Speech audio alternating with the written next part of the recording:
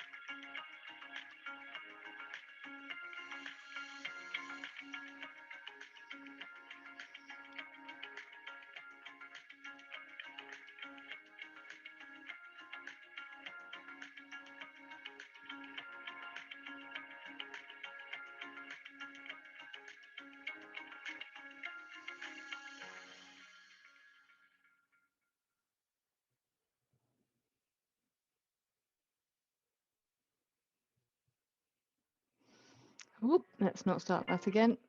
Okay, so I'm first of all going to introduce you to the team that we have here at the Medicine Pathway. So this is me, Dani Diaper. So a little bit about my background. I'm the head of the Medicine Pathway here and the head of the science modules that we run. I have an undergrad degree in molecular and cellular biology that I gained at Bath University.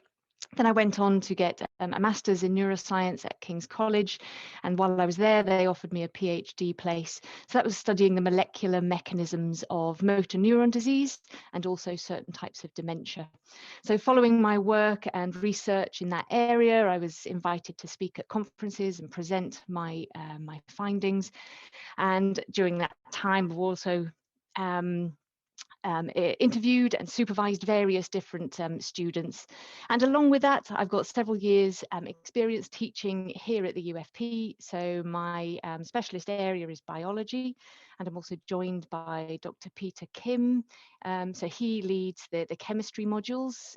He got his undergrad degree at the University of Southampton and holds a PhD from the University of Cambridge. So again, he has lots of experience with teaching. As I said, teaches mainly chemistry, but also covers biology and maths. And he's also got experience with the medical school application experience and running mock interviews for that. So some other teachers that we have for the medicine pathway. So all students studying on our medicine pathway will have to take biology and chemistry, and then you get to choose one other module. So that might be quantitative methods, which is essentially statistics, or maybe physics, or further mathematics, or psychology. And these are the teachers that head up those sections. So before I tell you a little bit about the course, I'm going to tell you a little bit about actually studying medicine and getting to be a doctor in the UK. So it goes without saying that you need to have high academic achievement. You need to get some good grades. Medicine is one of the most competitive subjects to get into. It's very demanding, and you need to have solid grades to be able to take on the course at medical school. But the medical schools don't just require decent grades. You may have A stars falling out of your ears, but it's still not good enough if you don't have some of the skills and the traits and the qualities needed to be a good doctor. And there's a test called the Ucat, which can be taken, which kind of tests those skills, communication skills, problem solving, empathy, things like that. So this is the University Clinical Aptitude Test, and quite a few of the medical schools in the UK require that test, but not all of them. And I'll come on to that in a moment. So after you've got your good grades and you've applied to medical school, you would then take the MBBS. So that's your medical degree. So some medical schools call it an MBBS. Other ones have slightly different names. They might call it an MBCHB. But essentially, it is a medical degree. It will qualify you then to become a doctor. These courses take 5 or 6 years, and they're very intensive courses, because being a doctor, you will be in life or death situations, and you need all of the knowledge that underpins being able to make decisions in those environments. So after you've done your degree, after you've gained your medical degree, you then enter foundation training. So this is after you've graduated and you carry out what they call F1 and F2, 2 years of foundation training. At this stage, you are a junior doctor and you're now practicing the things that you've learned at medical school. After those 2 years, you then continue with your training. There will be more core and specialist training, and it may take another 10 years before you would reach a stage where you can apply to be a consultant. So it's lifelong learning. The whole journey is lifelong learning and exams along the way. Okay, so let's have a look at what the medical schools are looking for. So I mentioned high academic performance. But it's not just that. We mentioned also that they're looking for these certain skills and traits that allow you to be a good doctor. If you think about the kind of doctor that you would like to go and see, imagine going to a clinic or a hospital appointment. You want a doctor that's going to listen to you. You want a doctor that's going to be able to communicate your condition to you in a way that you understand. You want them to have an empathetic approach. So these are all skills that you need to start developing when you apply to medical school. These are the skills and the traits that they will be looking for in their prospective students. And also, one of the main things that they want to know is your commitment to studying medicine. How much do you really want to study medicine? How much do you want to be a doctor? And it's not enough just to say, yes, lots. You have to prove it. You have to show what you've done to actually understand what it means to be a doctor, to understand the daily role of what it means to be a medic. And that includes the difficult stuff too. You have to show that you've got an appreciation of the difficulties that you'll face as a medical student and also as a doctor.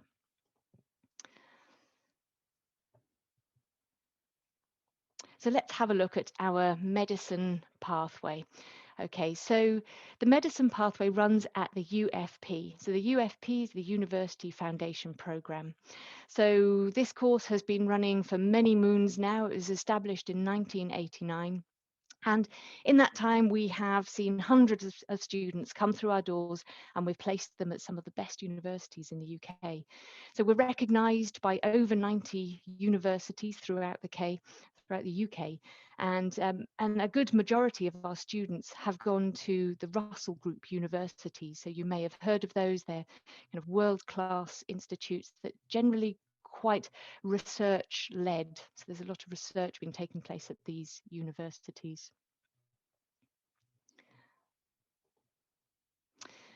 So the UFP, we run several different pathways. And what does that mean? Well, it means we tailor the classes to fit the kind of degree that you want to do.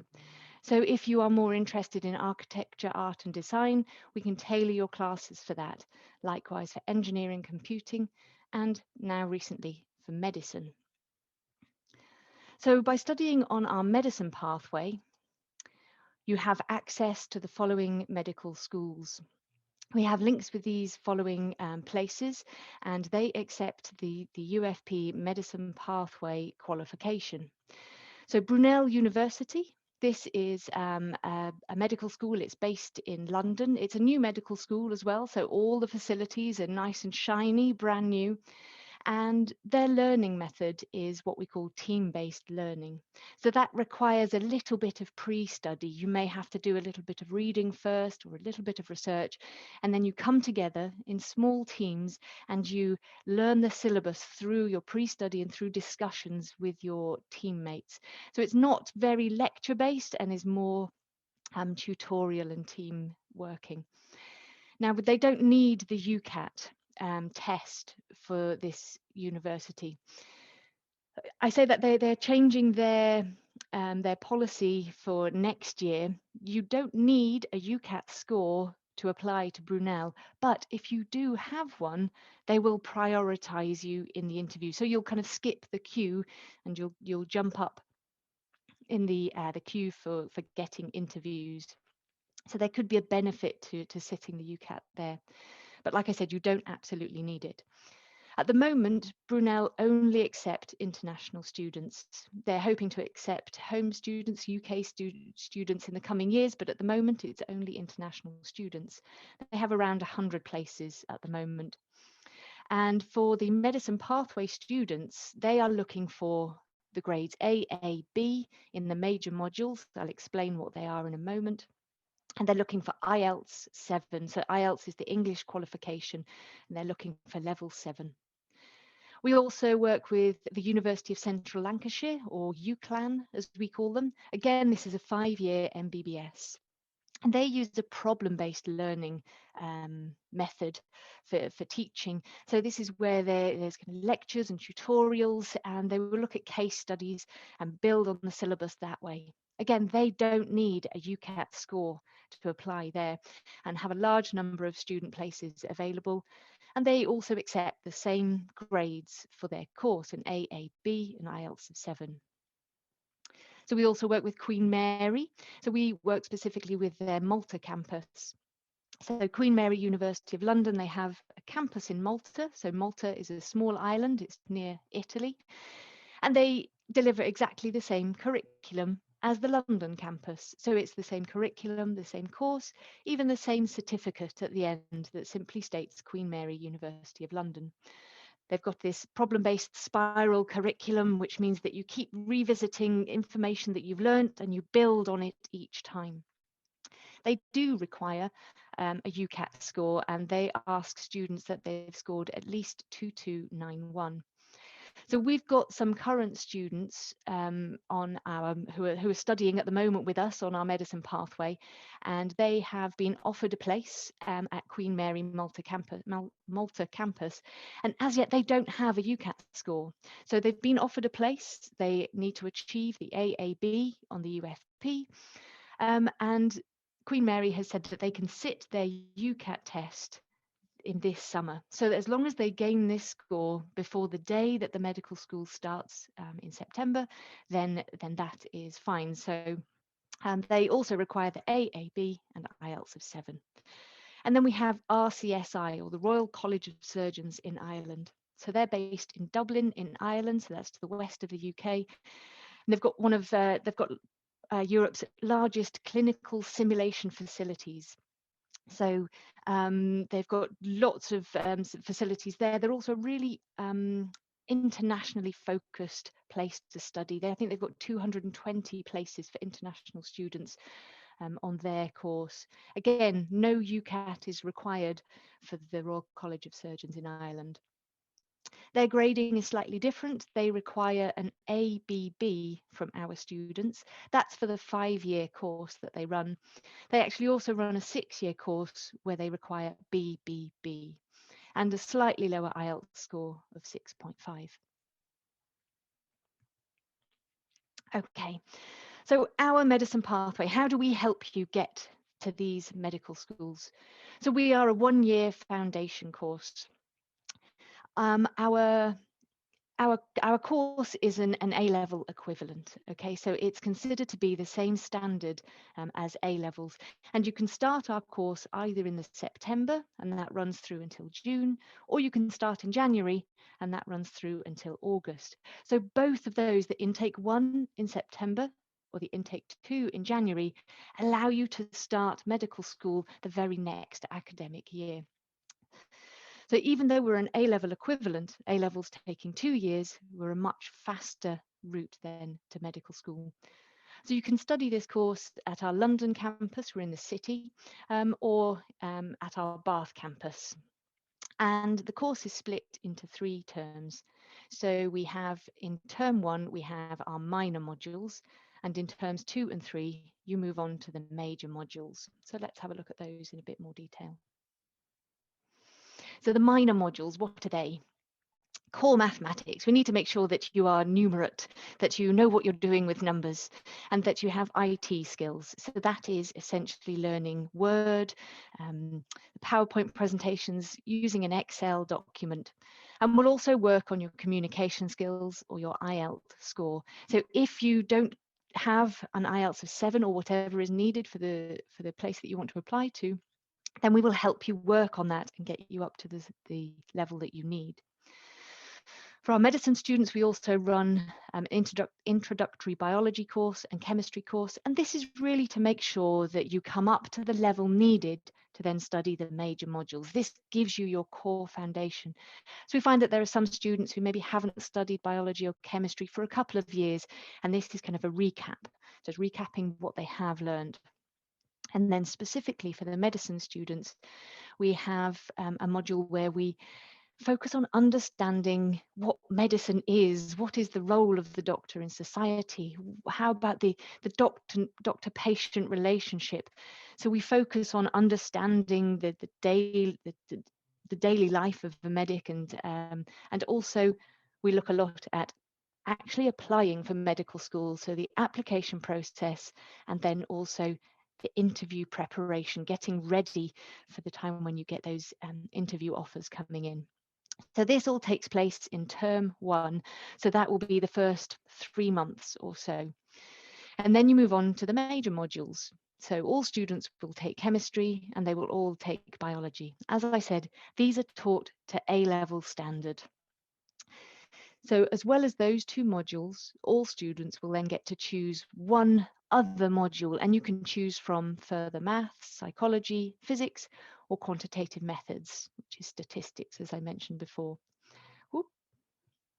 So as well as your additional major module, so that makes up your 3 major modules, there's also the major module add-on, which is the medical sciences topic. And in this, we go into the human biology in more depth. We cover anatomy and physiology, so how things are structured and how they do their job and how these 2 things are linked. And then we also look at pathology. So pathology is the start of a disease and how it progresses. We also can focus on things like diagnostics and imaging and other interesting topics and different specialities that you can go into in medicine.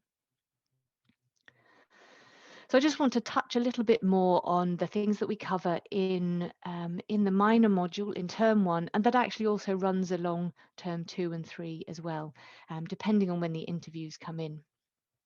So when you apply to medical school, you need to fill out the forms, and you need to persuade them that you are actually a rather excellent student. You need to let them know why you're such a good medical student and why you will be a good doctor. And you get to do this in a document called your personal statement. And in this personal statement, you need to explain why you want to do medicine, why are you committed to studying medicine, and give them examples of how you know this and how you have shown your skills and characteristics, as I mentioned before, like good communication skills and empathy and teamwork. So we will help give you the structure, and we'll also students tend to find the personal statement quite a tricky document to write. It is quite tough, but we help you find the right words that you need to tell your story to the admissions team at the medical school. We'll also cover things like hot topics or the medical current affairs. So these are challenges or new technologies that are making a difference in the medical world.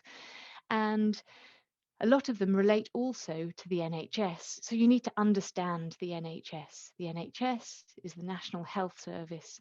So studying in the UK, you will be learning within the NHS. You will be practicing within the NHS. So it's important that you understand how it's structured, how it's funded, that you understand the core values that run the NHS, and also that you understand some of the challenges that are facing them. So we'll cover all of these topics in the lessons in that first term. Something else that we'll spend a bit of time on is a publication called Good Medical Practice. So this is published by the General Medical Council. So the General Medical Council, they oversee all the degree and the medical degree programs in the UK. And if you want to run a medical degree, you have to get the thumbs up from the General Medical Council. Okay, so they approve all the courses. They set the standard for medical degrees. And they also set the standard of what they expect from good doctors. So we will look at what is required, because all of the medical schools will base their applications procedure on what is required within the good medical practice. And then we'll spend also some time doing mock interviews. So we will understand the different types of interviews as your invites roll in. We will have one-on-one mock interview sessions. So sometimes that might be a panel interview. So you might have 2 or 3 people in a panel. At the moment, it's all on Zoom or Teams. It's all virtual. And so we'll run through different panel questions that you might get. Or there's another interview style which is becoming more popular, which is MMI, or at the moment, because it's all on Zoom, or so it's virtual VMMI. So these MMIs, mini multiple interviews, which is like you have 7 or 8 interviews, one after the other, and each interview is just one question. So you go in, answer a question, go into another room, answer the different question, go into another room, answer a different question. And we'll practice the different types of questions that you can expect to see in these MMI settings. And what that does is it prepares you for your interviews, and it gives you the confidence to enter that that interview knowing that you are well prepared. Okay, so how are you going to be examined? So we're going to carry out some tests throughout the course. There will be progress tests every couple of weeks, which serve as really good revision just to make sure that you're on top of the content. At the end of each term, we'll have an end of term exam. And there'll also be laboratory practicals. There'll be lab sessions. And after the lab sessions, you will need to write a lab report, and that will be graded as well. Okay. So it's kind of sounding like there's perhaps sounding quite intense. You're about to study medicine. It's an intense course, so it's good preparation actually for the level of work that you'll be expected to do at medical school. But we're here to support you as well. So as well as helping with filling out the forms and applications and all of that admin kind of stuff, we're also here for you personally. We have personal tutors that are there if you just need advice or guidance. Perhaps you're struggling with one of the subjects, or you're finding another factor slightly challenging. You need to discuss something. We're here for you. We can either talk to you about that, or we can point you in the right direction if you're looking for other support. And the teachers are friendly and supportive. They want you to do as well as you possibly can. So we're approachable, and you can come to us at any time. So the whole course is externally examined. So that means we actually invite professors from UCL and also from the University of Southampton. We invite them to come in and check the work that we do, that as teachers, the work that we do, to make sure that we are maintaining this A-level standard, to make sure that we are getting our students as well prepared as possible for life at university and medical school. So both Professor Michael Munday, so he oversees the biology and the chemistry, and Professor Anna Barney, she oversees the physics and the maths. And each year they comment on the exceptional level of teaching and academic support at the UFP. So you're wondering, is this pathway the right thing for me? Who actually is this medicine pathway for? So perhaps you've already got some A levels or AS level grades, or another qualification perhaps, but you feel it's not quite strong enough to apply to medical school, and you want to strengthen your application. Then you can do this pathway to build up your knowledge, build up your academic grades, and also use the time to prepare for interview and make a really strong application. Or perhaps you've already sat the Ucat, and again, that grade isn't quite what you wanted to achieve. You can use this year to build up on that knowledge. Or perhaps you've also already got some very strong A-level grades or other high school diploma grades, but in non-science subjects. Maybe recently you've considered moving into medicine. This is quite a recent decision for you, and we can help you then build up your science knowledge and help tailor that for an application to medical school. I just wanted to share some feedback with you from one of our current students. So this is Anna. She's on the foundation course at the moment. And really the thing that she has found so useful at the moment is the confidence that we've given her going into interview.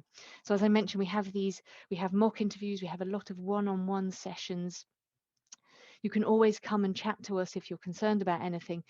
And Anna was unsure when she first came to us about getting into medical school, but the time that we've spent together, and she's done an awful lot of work, a lot of preparation for this, and it's given her the confidence to go into these interviews and perform the very best she can. So she's actually received an offer from Queen Mary Malta campus, and she's also got interviews with UCLan and Brunel. So we're just waiting to hear back on those. So what can you do now?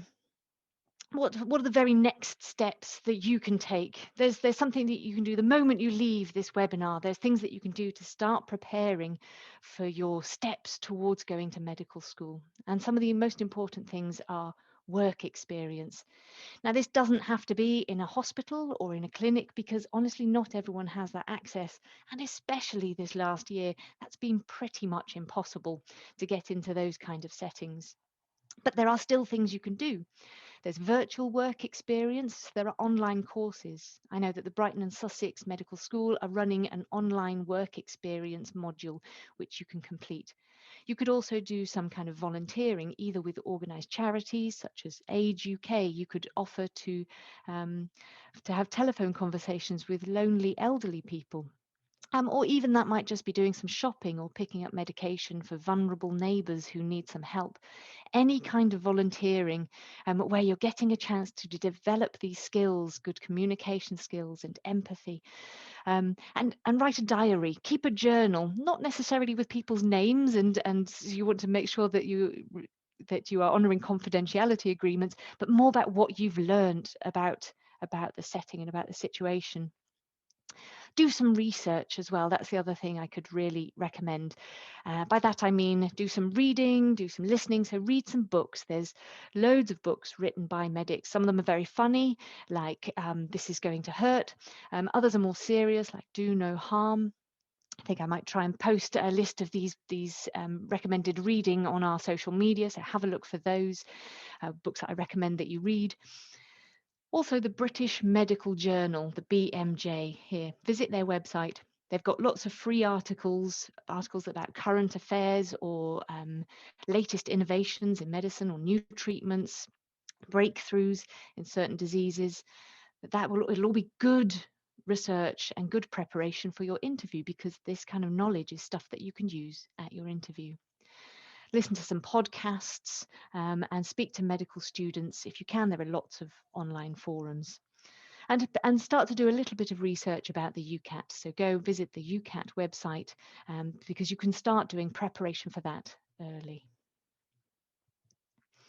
Okay, so thanks ever so much for attending today. I hope you found that useful. If you are interested in applying, then you can contact us at info@ufp.uk.com. And I'm just going to have a look at some of the questions that have come in now. And if you've got any further questions as I'm answering these, then feel free to type in the chat box, and we'll see if we can get through all of those. Okay. So let's have a look. We've got somebody has asked, what do I need to apply for the Medicine Foundation?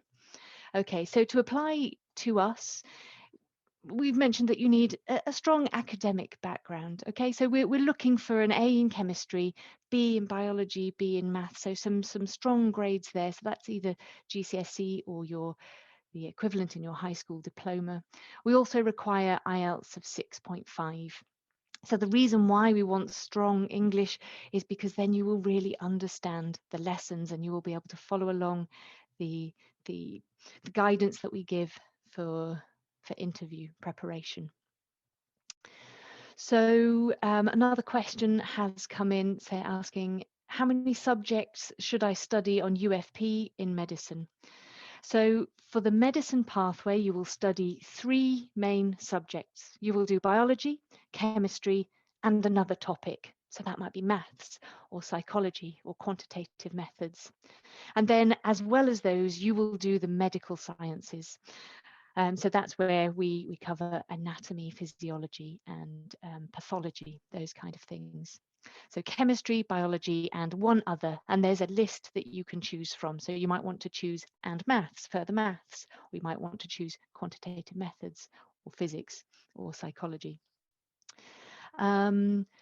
So there's a question about, can we attend this course online due to current COVID conditions? So things are improving, especially here in the UK at the moment. The schools are open. We really do value an in-person presence, and especially because we're running lab sessions. We run in-person lab sessions, and that's where you get so much value from that. So we do require that students are in person for this course. Okay, so I've got a question about, do I really have to take a Ucat?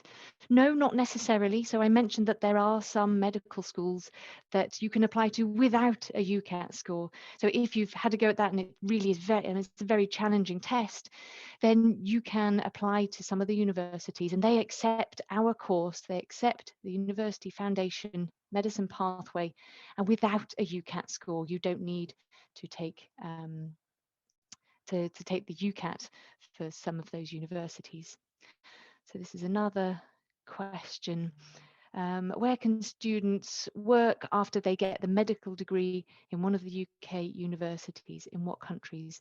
So you'll be qualified to practice in the UK after you have your medicine degree from a UK university, and so the universities and the medical schools that I mentioned that we are linked with, you can practice in the UK. So even if you got your medical degree the Queen Mary campus in Malta, for example, so that's not based in the UK, but it is a UK qualification.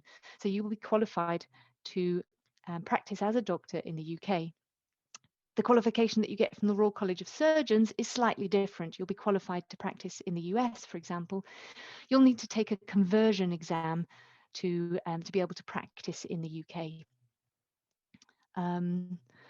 So what else have we got? And in Germany, so it is a qualification that is valid throughout many European countries as well. There are a couple of countries that don't accept the UK medical degree foundation, but we can check on those on a case-by-case basis. Okay.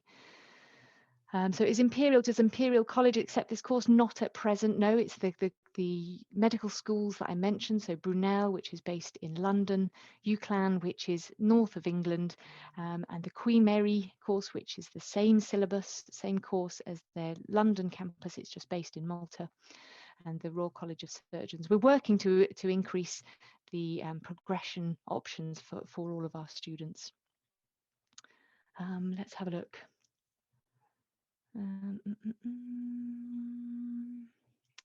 Other questions. I'm taking a gap year currently and want to get back into studies. Can I apply for the foundation?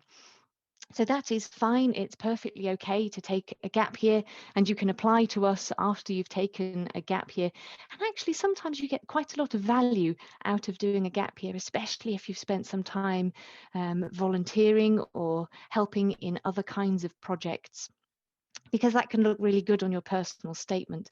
Some time that you've spent away from education, but focusing on personal development as well, focusing on developing those skills that you need to apply to medical school. Okay, let's see. Lovely. So I think that's most of the questions that have come in. Now, how many practicals would I have each week, and are they at the college? So we run, for each module, for biology and for chemistry, we run about 7 or 8 laboratory sessions, practical sessions. And then for the medical sciences, there are also some lab sessions. And if you take physics as one of your extra modules, then there are also physics labs. And they take place at our campus as well. So if you come to the London campus, which is pictured behind me, the labs are on site. And if you go to the Bath campus, then the labs are a very nearby site as well, so you don't have to travel very far. So they're spaced out throughout the entire course, and that gives you time to spend some time on the actual write-up on the lab report, because that's where you will get most of the benefit. Okay, so I've got a question here. So for international students, does the UFP help with procedures such as applying for student visas, helping out with accommodation and all that? So we've actually got someone from our admissions team who's on the panel as well at the moment, Catherine. So I think she might be able to answer that. She might be able to reply. There we go. Great. There's some information popping up here. So we certainly do help our students with visa applications and accommodation. We've got a really strong support team here at the UFP for our students. Okay, so I think that's most of what we're going to cover today. If you've got any more questions, please just give us a call or drop us an email, and we'll be more than happy to chat to you. Okay, lovely. Thank you ever so much.